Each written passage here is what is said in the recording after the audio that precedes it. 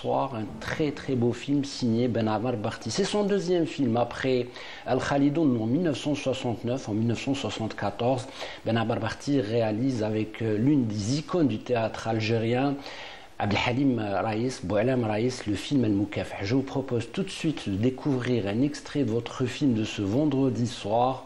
Et je remercie bien sûr l'équipe. Et bien sûr, vous allez devoir rester avec nous pour apprécier cette œuvre cinématographique avec cette copie en noir et blanc, bien sûr, avec cette pellicule granuleuse qui nous rappelle le bon vieux temps du cinéma algérien. Je rappelle que dans les dialogues, il y avait le grand Tahar Taran qui avait été dans cette grande aventure avec Ben Amar Barti. Il y avait aussi Ahmed Keshroud comme comédien, un grand monsieur. Et puis, il y avait aussi Hassan El-Hassani, un autre héros bien sûr de l'Algérie, de par son engagement à la Révolution novembre, mais aussi dans le développement et la promotion et le rayonnement de la culture et de l'art algérien. Youssef Sahraoui, Mohamed Adar, donc c'est un chef-d'œuvre et la musique, elle est simplement signée par le grand Cherif Kordoui. Alors je me fais le plaisir ce soir avec vous d'accueillir sur le plateau de notre émission dans cet entretien spécial M. Abdelkader Ben Damesh, auteur de plusieurs livres sur le patrimoine et sur la préservation aussi de cette grande histoire de la culture algérienne. Merci d'avoir accepté notre invitation et bienvenue à vous. C'est vrai, merci bien. Et puis merci aussi de me rappeler encore une fois, parce qu'on est venu déjà le 1er novembre. Oui. Et puis là, quand on s'arrête un petit moment pour parler réellement de l'action culturelle, je veux dire, qui a été utilisée par la direction de la Révolution algérienne comme étant un véritable instrument, sinon une arme pour montrer l'Algérie à travers le monde d'abord, et puis pour l'expression aussi de la culture qui est un élément fondamental de l'histoire de notre pays. Alors à chaud, peut-être j'ai envie de vous faire réagir par rapport aux extraits que nous avons vus ou nous venons de voir, bien sûr avec la régie, des extraits du film Al-Moukafah de Ben Amar Barti, Ben Amar Barti qui nous a quittés en 2015. Un grand réalisateur qui a fait aussi l'épopée de Cheikh Bouamama, Le Clandestin, beaucoup de films comme ça emblématiques qui seront et qui resteront, j'allais dire, gravés dans notre mémoire collective. Qui s'inscrivent aussi dans la culture. Effectivement. Qu'est-ce que ça vous inspire? Qu'est-ce que vous inspire justement Boualem Raïs? Immédiatement, Boualem Raïs, il s'appelle comme ça, il a dit Abdelhalim Raïs, c'est un grand monsieur de la culture durant la lutte de libération nationale, et il a été membre influent, fondamental de la troupe artistique du FLN, puisque c'était lui le pourvoyeur de tous les textes qui ont été joués, qui ont été créés et joués aussi pendant tout le parcours de la troupe artistique du FLN qui a rayonné à travers une grande partie du monde à l'époque et aussi après l'indépendance, puisqu'il a aussi été repris lui-même en tant que comédien, en tant que metteur en scène également et en tant qu'auteur. Voilà déjà quelqu'un qui a pratiquement tout fait, il nous a tout donné et il est parti là. Peut-être qu'on va s'arrêter dans cette période relative à la Révolution de novembre 1954. Cette émission est intitulée... c'est ça, le 71. Bien sûr, bien sûr, c'est cette partie-là qui nous intéresse. Boualem Raïs avait fait 2 grandes pièces théâtrales. Les Enfants de la Kasbah, qui est une pièce, j'allais dire, immortelle, qui continue à faire son chemin à travers les générations. Et puis il y a une autre pièce, Dem al-Harar. Ces pièces-là étaient jouées même dans les maquis de la Révolution. Bien sûr, elle a été jouée partout parce que Dem al-Ahrar, c'était l'une des premières, parce que la première pièce est une fresque musico-théâtrale, ça s'appelle Nahw al-Nour. Nahw al-Nour, vers la lumière. Et c'était la première pièce. C'est une allégorie par rapport vers la libération, vers l'indépendance. Vers l'indépendance, c'est ça. Et puis on était en 1958, déjà les choses commençaient à apparaître, comme dirait Slimane Azem, c'est-à-dire la lune a apparu. Et puis voilà, il y avait des prémices déjà de l'indépendance, c'est terminé, que tout le pays était conscient du problème de la colonisation, etc. Et puis qu'il fallait qu'ils partent. Alors, qu'elles partent plutôt. Et puis ensuite, le Nahw al-Nour a été joué, c'était la première pièce qui a été jouée à Tunis d'abord, puisque la troupe artistique du FLN a été basée d'abord en Tunisie, et puis on remerciera jamais les Tunisiens, nos frères tunisiens, pour avoir abrité cette troupe artistique du FLN. Et à partir de Tunis, ils sont partis à travers le monde. Et ils ont fait plusieurs tournées au niveau du territoire tunisien et également sur le front. Voilà ce qu'ont fait et puis en plus, ils pourvoyaient en musique, en chant révolutionnaire, etc., la voix de l'Algérie indépendante à l'époque de Aïssam Saoudi. Là, c'était quelque chose de très très fort, puisque le son, le texte, la passion de la révolution, surtout la passion de Aïssam Saoudi, qui était quelque chose d'exceptionnel. Ce sont ces gens-là qui ont fait que le message était reçu en Algérie. Voilà. Ça nous révèle quoi? En fait, ça nous révèle la stratégie, l'aspect organisationnel aussi de la révolution. Bien sûr, c'est très intelligent. C'est très intelligent. En jouant ces pièces, ça faisait partie d'une forme d'éducation civique, mais aussi de conscientisation. Alors, ce qui est important dans cette étape-là, c'est aussi une réponse à la France coloniale. Elle qui voulait déraciner le peuple algérien, elle qui voulait enlever nos repères, elle qui voulait nous enlever notre culture initiale et originelle, j'allais dire. C'était un vœu pieux. Effectivement, Mustafa Khatib, qu'est-ce qu'il dit? Il dit, malgré les épreuves et les peines de la colonisation, le peuple algérien est resté sensible à l'art, à la musique, à la poésie. Qu'est-ce que vous pouvez nous dire par rapport à cette phrase emblématique de Mustafa Khatib? Mustafa Khatib également, qui était un grand monsieur, d'ailleurs c'était lui le directeur de la troupe, puisqu'il a été avant en 1957, exactement en juin 1957, ils ont joué cette pièce Nahw al-Nour à Moscou, dans le cadre d'un festival mondial de la jeunesse. Et c'était le mois de juin. Il se retrouve après ce festival, il se retrouve à Paris. Et à partir de là, donc, ils ont reçu l'ordre de rester là-bas, attendant avec la Fédération de France à l'époque. Et il y a eu des contacts très, très sérieux. Et puis, on leur a dit, voilà, vous allez faire l'ossature de cette troupe artistique du FLN qui va naître et qui va rayonner à travers le monde. Personne ne savait rien du tout du projet.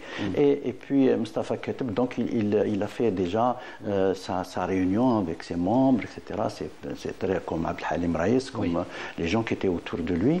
Et ils ont donc décidé de rester à Paris. Il y avait Stali Kouyat également, il y avait Taha Al-Amiri, il y avait beaucoup de monde.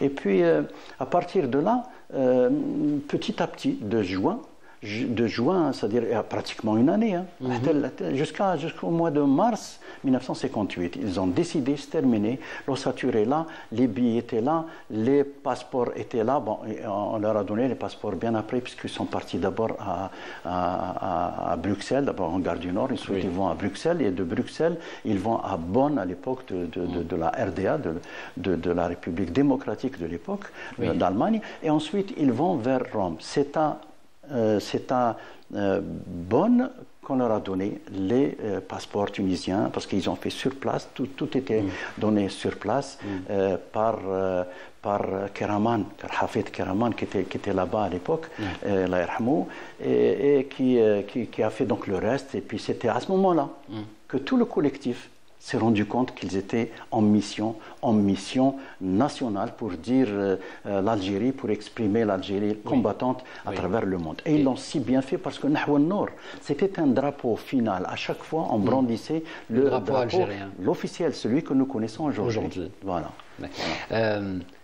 C'est très, très passionnant ce que vous racontez ce soir sur Canal Algérie, parce que ce qui est important et ce qui est peut-être remarquable et qui est aussi captivant dans la trajectoire ou les trajectoires de ces hommes et de ces femmes, il ne faut pas oublier aussi les femmes combattantes, artistes aussi. Et puis il y avait beaucoup de femmes, d'ailleurs trois d'entre ces femmes vivent jusqu'à maintenant. Et on va les citer. C'est ça. Mais ce qui est important, le point commun ou le dénominateur commun de ces personnes-là, c'est qu'elles ont bravé des dangers incroyables. Ah oui. Si on prend par exemple Faïd Ali, qui a écrit, qui a chanté cette très belle hymne à la liberté, hymne Aziz Nusro, qui est un message à la fois émouvant, c'est un message d'un combattant à sa maman pour dire que ne pleure pas parce que ma mission c'est de libérer le pays, donc sois fier de moi. Il va être même torturé à Dra'al-Mizan et c'est incroyable. C'est-à-dire la France coloniale n'épargnait même pas ses faiseurs et ses accélérateurs de particules dans le domaine de la culture. Ce sont des poètes, ce sont des chanteurs, des musiciens, des artistes, des hommes de théâtre. Qu'est-ce que vous pouvez nous en dire justement sur cet aspect du sacrifice? Parce qu'il faut le dire aujourd'hui à cette génération que ces artistes ont payé de leur vie. C'était le cas de Ali Maachi. Absolument. C'est bien de citer Ali Maachi parce que j'allais venir à cela. Il y avait la troupe artistique du FLN. Ils sont partis, ils ont montré le drapeau, la cause algérienne à travers le monde, puisqu'ils sont arrivés à Moscou, ils sont arrivés à Pékin, ils sont arrivés partout, à Bagdad, partout.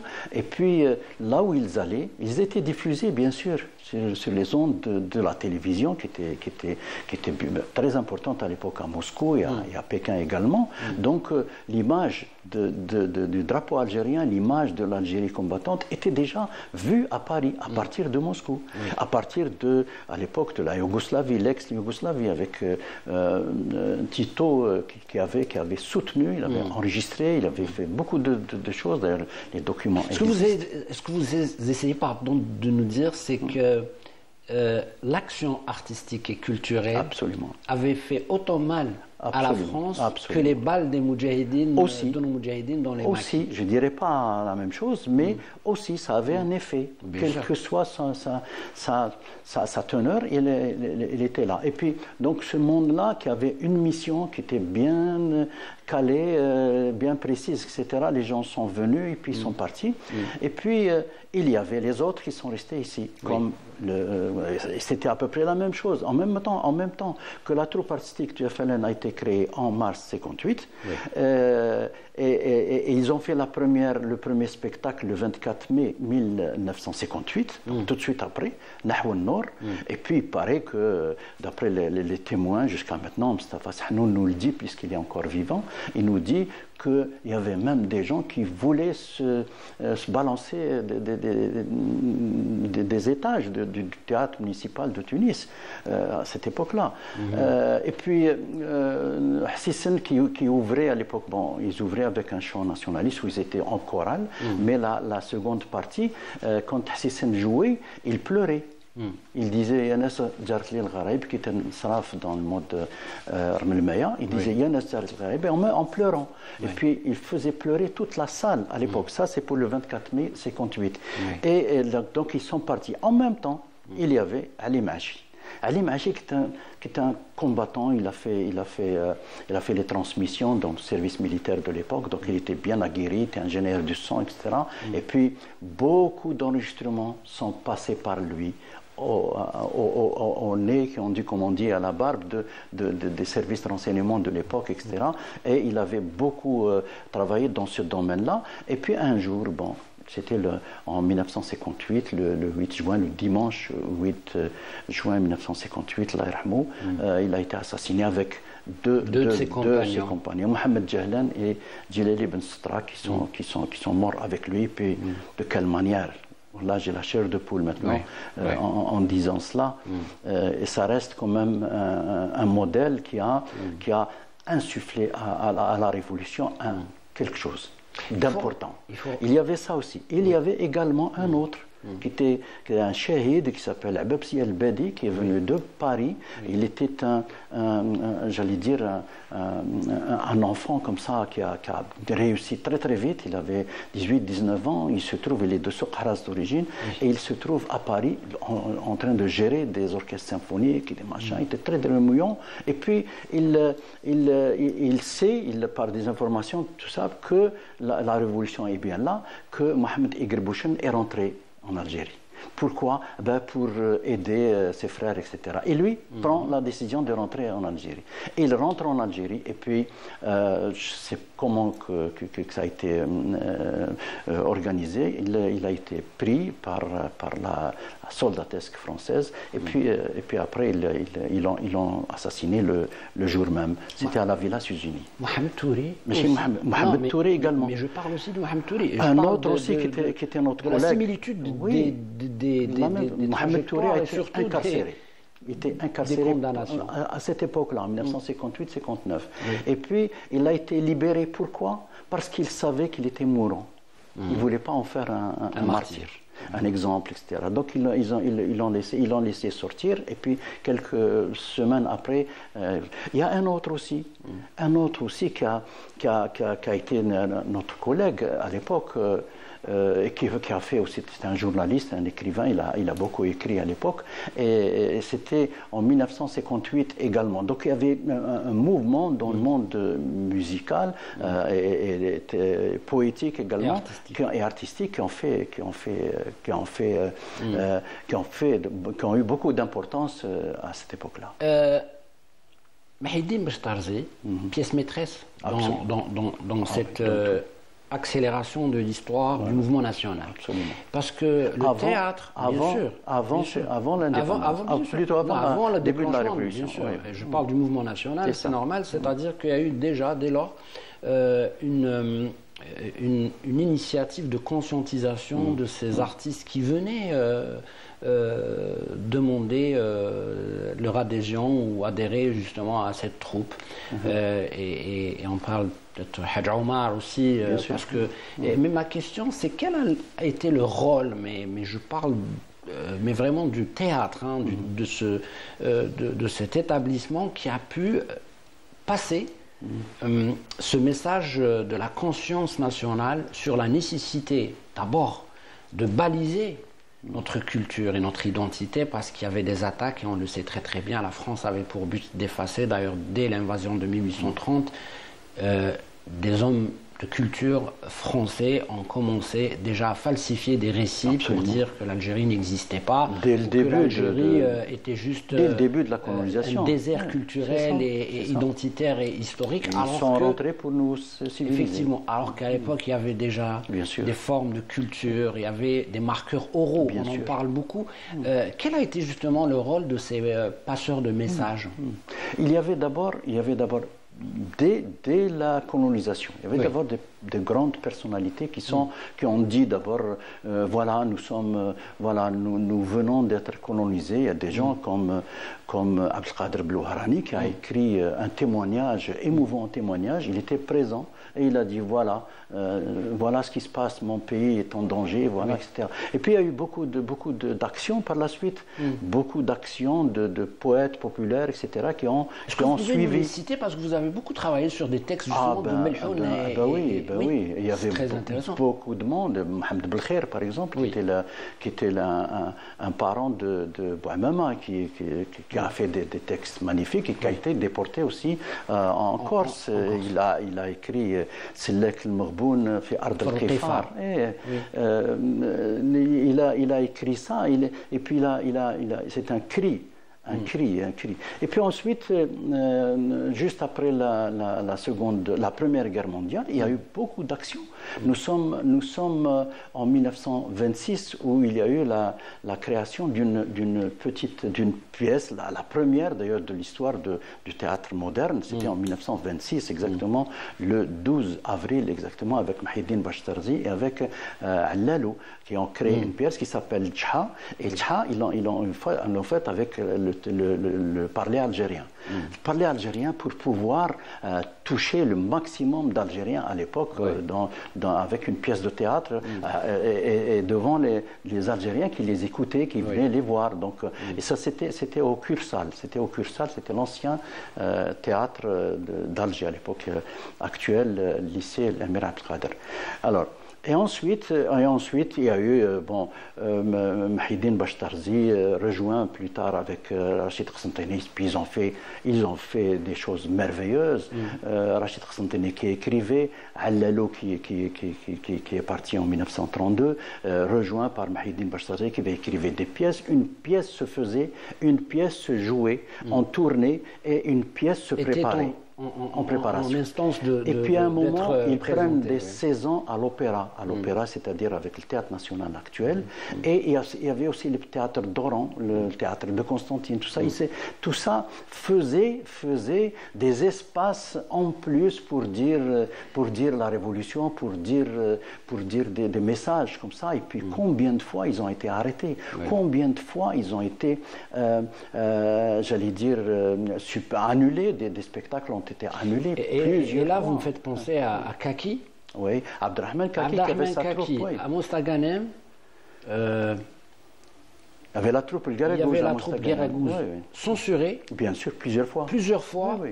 Et la troupe persécutée. Tout le temps. Et c'était pour réunir les moyens financiers pour la révolution à l'époque. La troupe de Kaki faisait partie de ce mouvement. D'ailleurs, la troupe de Kaki avait une relation très, très serrée avec Ali Mahachi, qui avait également une troupe qui s'appelait à l'époque, qui avait une troupe artistique qui a d'ailleurs, ils étaient habillés de l'emblème national. Oui. De l'emblème national. Oui. Et ils étaient partout à l'époque. Généralement, on parle très peu de cette troupe, mais Ali Mahachi était le responsable de cette troupe, avec son ami à l'époque, Mohamed Tahar, bien sûr, avec Nabil Tilbesh, on est en train de voir quelques photos de différentes troupes, bien sûr, qui ont fait beaucoup à l'époque pour dire la révolution algérienne. Et puis là, le Mahidine Bachtarzi n'est pas resté uniquement en Algérie. Il est allé à Rome, il est allé en France, il est allé partout. Il a travaillé partout. Et puis à un moment donné, le déclenchement de la guerre mondiale, qu'est-ce qu'il fait? Il part en France. Il part en France et puis il recrute beaucoup de monde, dont plus tard Boudali Sefir. Ils écrivaient des pièces de théâtre, ils écrivaient des scénarios de films, ils jouaient en tant que comédiens, ils étaient là dans le monde de la création audiovisuelle et toutes les recettes partaient, il gardait un tout petit bout d'argent pour pouvoir vivre uniquement. Et il donnait tout cet argent à la Fédération de France. Les témoignages sont là, on a beaucoup écrit sur ce sujet, et puis ça doit être su, ça doit être connu de l'histoire. Il y a Habib Reda, bien sûr. Il y a beaucoup de noms qu'on a envie de citer. J'ai l'impression qu'il faut. Habib Reda faisait partie du mouvement de Mahidine Bachtarzi. Effectivement, on a besoin d'autres numéros et une série d'émissions pour peut-être en parler. Tout ça, bon, on n'a pas cité tout le mouvement de la littérature classique, la littérature arabe, avec Ben Bedis, avec Mohamed Laïd al-Khalifa, avec tous ces grands noms, tous les grands noms qui ont écrit les chants nationalistes. J'avais dit à un moment donné à Abdelrahman Aziz, qui était aussi un fleuron de chants nationalistes de l'époque, qui est mort en 1992. Je lui ai dit, Cheikh, pourquoi vous n'avez pas réuni tous ces chants, etc., les écrits pour qu'on puisse les retrouver aujourd'hui? Il m'a dit, ben non. Il m'a dit, quand on écrit sur un papier, c'est uniquement pour pouvoir l'apprendre uniquement et on détruit le papier. Et à un moment donné, il s'est trouvé que lorsqu'on avait un petit bruit comme ça à l'extérieur de la maison, tout ça, on pensait que c'était les soldats qui sont venus. Qu'est-ce qu'on faisait des papiers qui étaient sur lesquels on écrivait les chants? On les mangeait. Ça, Abdelrahman Aziz, vous renseignez sur la dangerosité de l'action culturelle, même pas l'action armée, c'est l'action culturelle que la France brimait et qui pistait justement tous les artistes et qui pouvait les condamner à cause juste d'un poème sur l'Algérie, sur le nationalisme. Ils pouvaient être condamnés à mort, c'était condamné, ou bien torturés, comme beaucoup de tortionnaires l'ont fait. Effectivement. Peut-être un autre artiste qu'on aime beaucoup, Mohamed Zinet. Oui. Mohamed Zinet, militant, combattant blessé dans les maquis. Absolument. Il va être transféré en Tunisie. C'est ça. Et c'est là où il rencontre la troupe artistique du FLN et il fait partie. Oui. Et il a écrit une petite pièce qui s'appelle Tibel Qchotin. Magnifique. Et puis ce qui est intéressant, c'est qu'il a interprété le rôle, bien sûr, de l'Akhdar, bien sûr, de la pièce de Kateb Yassine, le cadavre encerclé. Ça, c'est fait pour lui parce qu'il voulait passer son message. Et avec René Vauthier, il participe au tournage d'une série de courts-métrages, Les Agents et puis Les Trois Cousins, hein, si ma mémoire ne me fait pas défaut. Mais en tout cas, un extrait, et vous allez voir l'angle d'attaque, d'abord de René Vauthier, qui dénonçait aussi les affres de la colonisation et de ses conséquences sur la population algérienne, mais aussi Mohamed Zinet dans cette authenticité, j'allais dire, de l'Algérien en quête de liberté, mais aussi en quête de guérison, en quête de guérison de ses blessures, bien sûr des blessures engendrées par, encore une fois, cette terrible histoire du colonialisme français en Algérie dès 1830. On regarde un extrait, bien sûr, si vous vous permettez, avec nos téléspectateurs, Les Trois Cousins, avec ce message transmis par René Vauthier et Mohamed Zinet.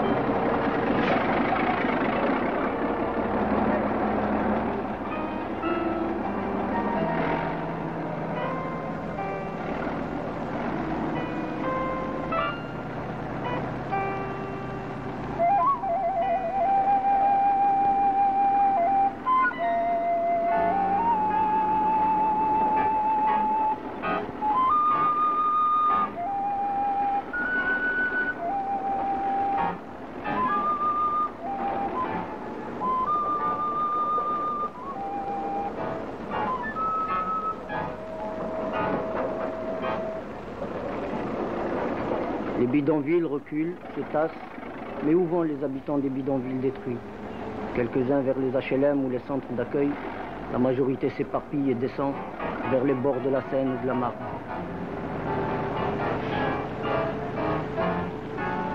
Pour Mohamed Farouk Hamid, ce fut un trou comme les rats, un trou dans la terre, à 2 pas de l'eau, un trou où l'on vit comme si l'on était déjà mort. Ils sont 6 000, 10 000 peut-être au bord de la Seine, au bord de la Marne, Algériens, Marocains, Portugais, Tunisiens ou Bretons. Pour se sortir du trou, trouver du travail. Ils en cherchèrent pendant 9 semaines. Et bien sûr, ça parle des conditions terribles que notre immigration contraint, des personnes qui ont été dans la contrainte d'aller quitter l'Algérie pour aller chercher un semblant de travail. Ce qu'on appelle la première génération et la seconde également. Voilà, et ce qu'ils attendaient en France, c'était cette gaillotisation, ces bidonvilles, cette misère, cette promiscuité. Bien sûr. C'était les lieux collectifs qu'on appelait à l'époque les Sonacotra, tout ça.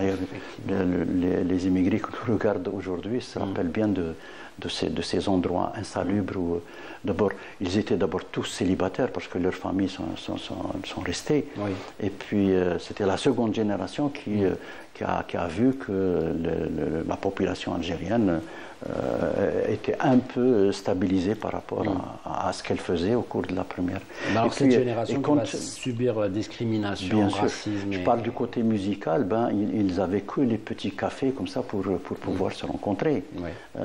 Ils ne leur donnaient jamais les grands spectacles, les grandes salles pour faire des spectacles, jamais. Et tous les grands noms de l'époque ont fait comme Slimane Azem, Hasnaoui, un peu plus tard Kamel Hamadi, Ahmed Ouhabi, tout ce monde-là faisait dans les cafés. Bon, Kamel Hamadi, non. Il y avait des gens qui refusaient le café, mais qui écrivaient beaucoup et qui intéressaient le disque, qui faisait aussi... qui est aussi un moyen d'expression culturelle également. Toujours dans la clandestinité, bien évidemment. Il faut rappeler juste que Mohamed Zinet avait été dans l'aventure avec Ennio Lorenzini sur Les Mains Libres. Et puis, ensuite avec Tahia Edidou. Tahia Edidou, c'est un grand film sur, bien sûr, sur l'Algérie et le peuple, enfin le courage de son peuple et sa détermination. C'est un hymne aussi à l'Algérie, à son identité, à sa particularité et son héroïsme. Et puis, ça nous ramène un peu vers la bataille d'Alger. Et là, quand on parle de la bataille d'Alger de Gilles Pontecorvo, bien sûr avec cette musique avec extraordinaire de Ennio Morricone et bien sûr l'interprétation de nos comédiens, il y avait une personne qui avait joué son propre rôle, un artiste chanteur, artiste-compositeur, poète aussi, il faut le dire. Et puis grand militant. Et grand militant, Mohamed El Badji. Absolument. D'ailleurs, quand on le voit, d'ailleurs, il le disait lui-même. Il disait lui-même, moi, je refuse, il a dit dans une interview, je ne veux pas rester en ville, moi, je veux aller dans les montagnes, je veux qu'on me donne l'occasion d'aller combattre, comme a fait Améroche, comme ont fait tous ces gens-là. Et il a été également un héros qui a été, lui-même a été capturé, puis condamné à mort. Et c'est là où il écrit sa fameuse chanson Maqnenzi, J'ai écrit un livre sur lui où je raconte toute cette histoire comme ça. C'était lui-même d'ailleurs qui me l'a raconté. Et puis il s'arrêtait jamais. On sait que Mohamed El Badji était un virtuose de la guitare. Il a appris la guitare chez des gens comme ça, d'oreille à l'oreille, comme on dit. Et ensuite, il a toutes ses créations, Bahr Tofan, je ne sais pas, tout ce qu'il a fait, il a fait comme création de ce qu'il a vécu, ce qu'il a senti. Ce sont des faits réels qu'il a vécu lui-même. Comme Bahr Tofan, par exemple, c'était un ami qui était noyé, englouti comme ça par la mer et qui n'est pas revenu. Et à chaque fois, il attendait, ça a duré des semaines et des semaines, ils attendaient que le corps revienne. Ce qui est intéressant, 1964, ce qui est intéressant, c'est que ces artistes, M. Abdelkader Ben Damesh, ils avaient la responsabilité de la pédagogie. Je ne sais pas si je le dis correctement, mais en tout cas, ils avaient comme cette responsabilité d'éduquer, de prévenir les personnes, de dire voilà ce qu'il faut faire, voilà ce qu'il faut peut-être pas faire par rapport à leur vécu, à leur parcours et à leur carrière. En tout cas, ce sont des personnes qui resteront à jamais ancrées dans Avant le début de la Révolution, Mohamed El Badji était l'ami de Didouche Mourad, ils étaient ensemble dans un groupe scout, donc ils ont fait déjà l'école du nationalisme ensemble. Et donc c'est avec lui, il lui a appris le nationalisme un peu plus fortement, etc. Et puis il se retrouve en ville dans le combat contre le colonialisme. Mais aussi des militants engagés, avant-gardistes, mais aussi avec cet ADN de la révolution algérienne, c'est-à-dire ils ne se contentaient pas juste de leur engagement dans la révolution de novembre, parce qu'après la libération de l'Algérie, ces personnes comme Mohamed Boudia, comme le Badji justement, ont continué à soutenir par exemple le peuple palestinien par rapport à sa colonisation par l'entité sioniste. Il y a une expression très célèbre d'ailleurs, Badji, il chante la Palestine. Bien sûr, bien sûr. Une chanson célèbre d'ailleurs qui a été diffusée depuis 3 ou 4 ans tous les jours pratiquement. Il avait dit, allez, Aujourd'hui, notre pays est libre. Nous avons obtenu notre indépendance. Nous avons arraché notre indépendance, je m'excuse du terme, arraché notre indépendance. Allons maintenant libérer la Palestine. Avec notre groupe qui a bien réussi, il va réussir aussi à sortir. Mohamed Boudia va y payer de sa vie parce qu'il va être assassiné par le Mossad à Paris. Et c'est ce qu'il a dit lui aussi. Oui. Ce qu'il a dit, il a été le premier directeur du Théâtre National. Nous avons, bien sûr. Il a créé, je passe pas comme ça inaperçu, Mohamed Boudia a été le premier à créer un train culturel qui a démarré à partir d'Alger et qui est allé jusqu'à Oran. Alors, ce spectacle était constitué de Mohamed Lanqa, d'Abdelrahman Aziz, des grands noms comme ça de la musique algérienne et du théâtre également. Il y avait Oud Abdelrahman Kaki qui était avec sa troupe également. Et ils ont fait là où s'arrêtait le train, il y avait une gare, ils s'arrêtaient et puis ils faisaient le spectacle. Ça a duré comme ça quelques semaines. Ils sont allés jusqu'à Oran. Et puis ils sont revenus par la suite. Ça s'appelle le fameux train culturel de 1964 exactement. Alors, Noujoum Thawra fi Masirat al-Majd, c'est ce beau livre que j'ai entre les mains. Il est signé bien sûr Abdelkader Ben Damesh.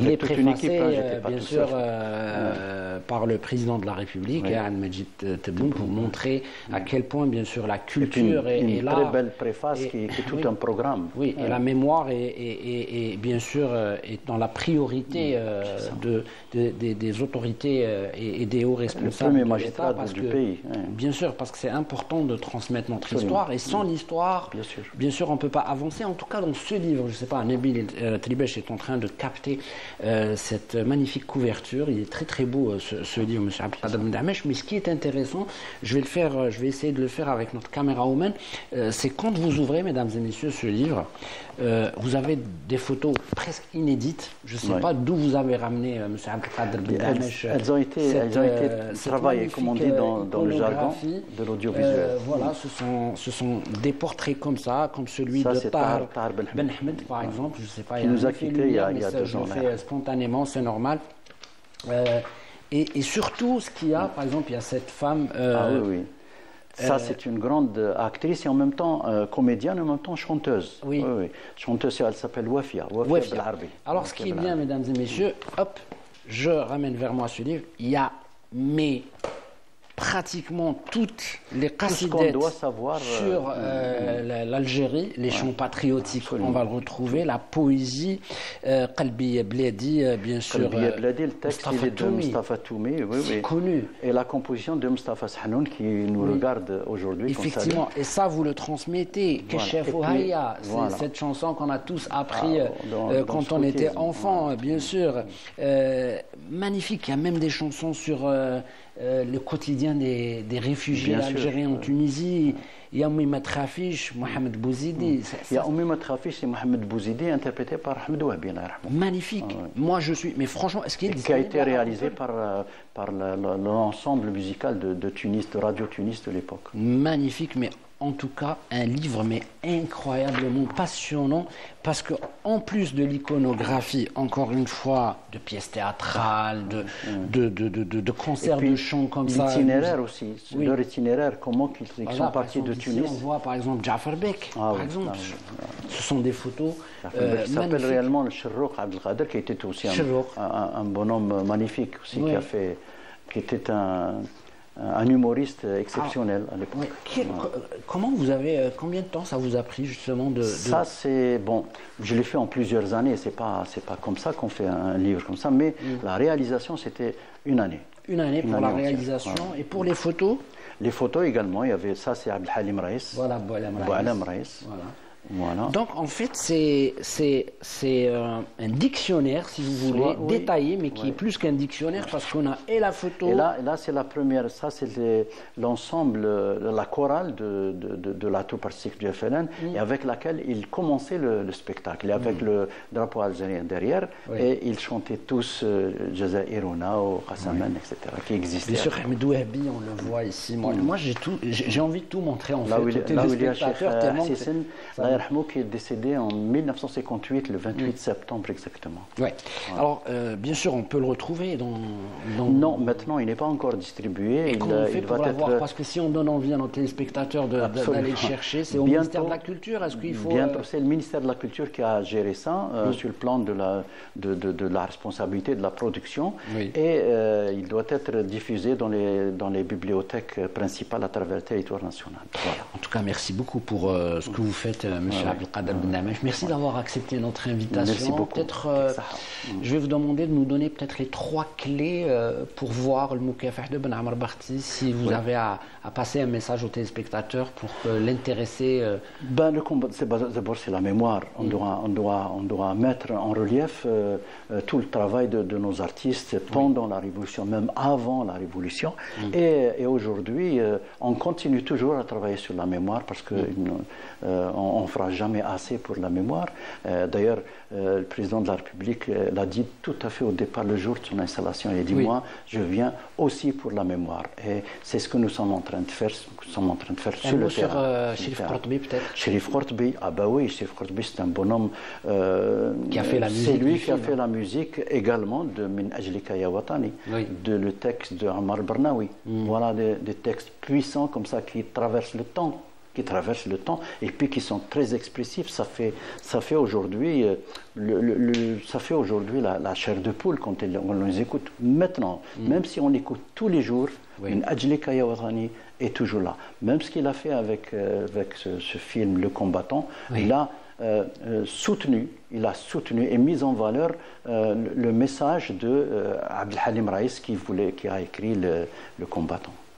Peut-être un mot sur Youssef Sahraoui, qui est l'enfant de la télévision algérienne du 21 Boulevard des Martyrs. C'est un film produit par la télé pour aussi rendre hommage à la télévision algérienne. Youssef Sahraoui qui était une icône de la photographie d'une façon générale. Et puis, il était aussi enseignant comme ça, à même le sol, même quand il mangeait avec des gens, il était en train d'enseigner. C'était quelqu'un de très facile d'abord, et puis il disait tout ce qu'il savait, et puis il encadrait les jeunes. D'ailleurs, beaucoup de jeunes se rappellent de lui. Aujourd'hui, Youssef Sahraoui, c'est un monument de la photo. Merci beaucoup, M. Abdelkader Ben Damesh, d'avoir accepté notre invitation. Mesdames et messieurs, on vous laisse tout de suite avec le film El Moukafah, bien sûr, qui vous est proposé par la programmation de Canal Algérie. J'y arrive. Je remercie Nabil Telibech d'avoir réalisé cette émission, à Hajar bien sûr de nous avoir soutenus au Scriptana. Non, il ne faut pas oublier aussi notre équipe du Studio 7, Menel, et puis Zahra, et Bendedouche, et tout le monde. Merci pour votre collaboration et votre professionnalisme. À la semaine prochaine.